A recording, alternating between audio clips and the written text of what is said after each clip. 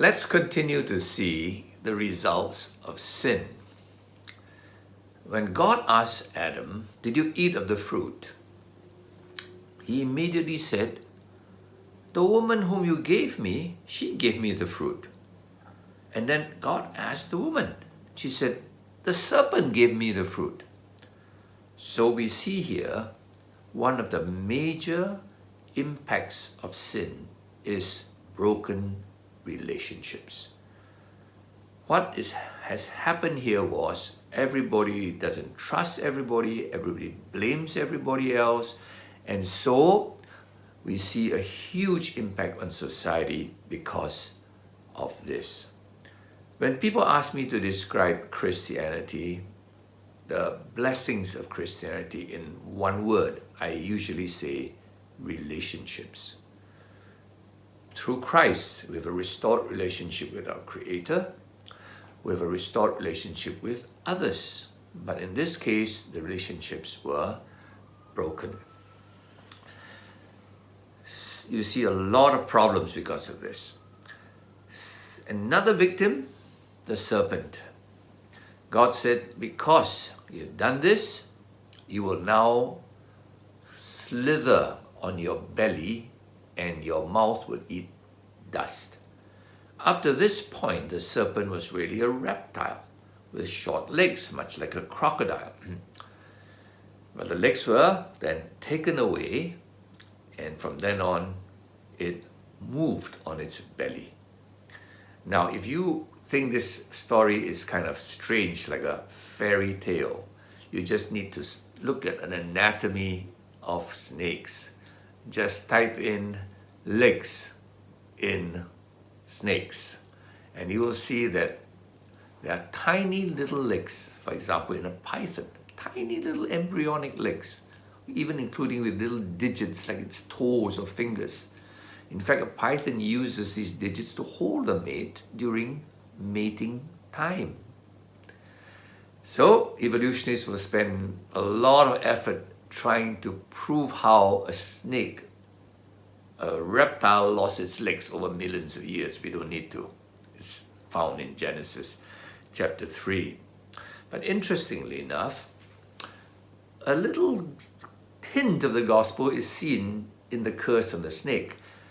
The snake was told, "There'll be enmity between the woman and you. The seed of the woman, your seed, this is what's going to happen. One will crush your head, and then the seed of the snake will crush the heel." Now, of course, when the writer wrote this, it didn't make any sense at all. What is this? But when we know the gospel, it makes sense. So, beautiful drama. The hint of the plot is coming out now. Later, we know at the cross, Satan hurt Christ.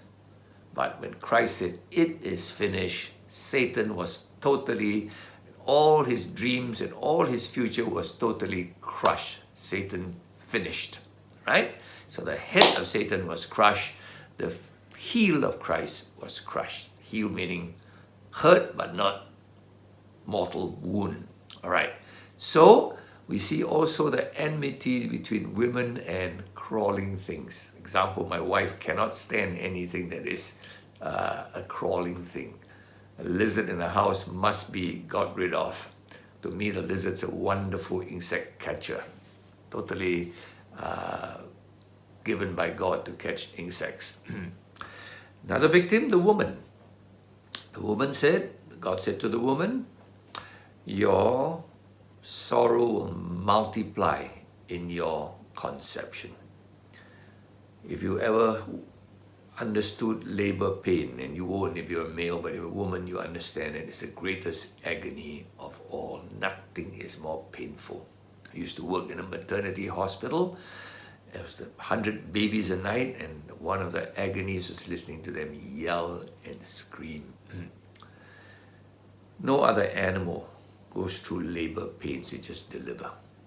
Chickens drop eggs, pigs deliver piglets, and a dozen at a time, no problem. Sorrow shall at conception be. A baby comes out crying, no other animal comes out crying. Goes on to say to the woman, your desire shall be to your husband. Women want a husband, even though they know they will be bullied greatly. In many cultures, women are treated so badly. They're treated like property of the man who can bully, do anything they want, and yet still women want to get married. Desire. Someone once asked me, how do you know a woman wants to get married? I said, blood test, very easy. Take a clean needle, prick hard, if blood comes out, she wants to get married. What does that mean? Every woman wants to get married. Am I being a sexist? No, it's in the Bible. And it says, you want to get married even though the man will rule over her. Look at these verses. Look at them carefully when you go back, when you open your Bible.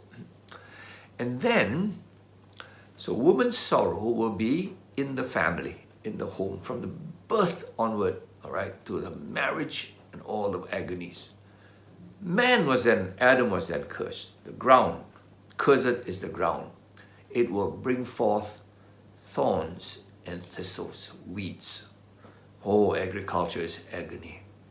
You work so hard to plant something, but something keeps competing with it, and those are weeds. Don't be a farmer if you have a choice.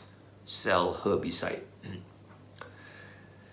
Then goes on to say, in sorrow you will eat your bread. Wow. You say, is that true?